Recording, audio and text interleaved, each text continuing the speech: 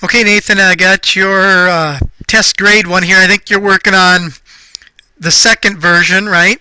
So in the second version, I mean, you're asking them for the points, telling them how many they got, and then trying to calculate it. So it doesn't really make any sense to set this equal to 100 at the start because they're going to tell you what it equals down here. So that's kind of unnecessary.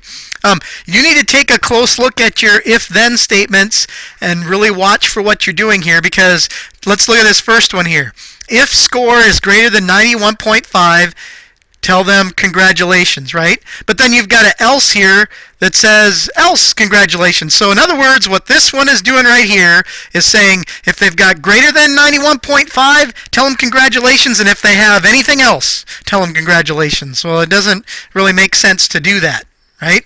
So some of these, you kind of need to look at your logic and see if that's working. One way to help you with this is, set a breakpoint by clicking in the gray over here, and when you run it, you can watch what happens. So if I put 100 in here and I got 60 and I click grade, here it is at this point. It's went through all this, and that's good. 60 is not greater than 91.5, so it skips that, doesn't go into there. But then it goes into here and says congratulations, right? So you can kind of use those breakpoints to help you watch what's happening and see if it makes sense. Now, if this is just the second version, you really don't need any of these things for the different grade areas. I'm just going to comment those out so they don't run. The only thing the second version had to do was say if they passed, tell them good job or congratulations or whatever, and if they failed, they have to study more.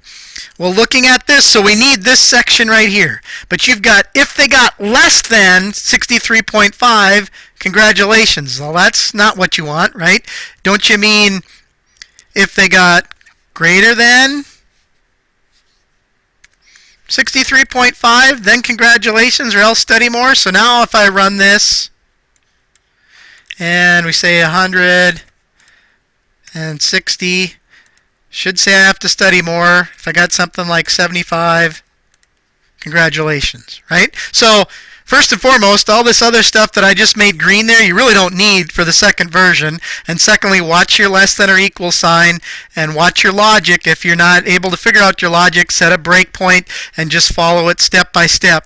I had a video early on in the course showing you how to do that. So hopefully that helps you fix this one.